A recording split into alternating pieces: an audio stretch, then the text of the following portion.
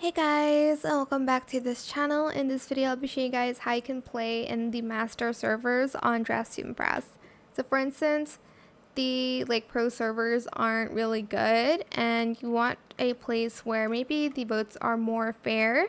I don't guarantee it 100% because sometimes people use farmer servers to gain stars, but you're just going to go to Style Showdown here and then this button, if this button doesn't exist anymore, this one next to the camera, go to master server and you'll need 10,000 stars to join.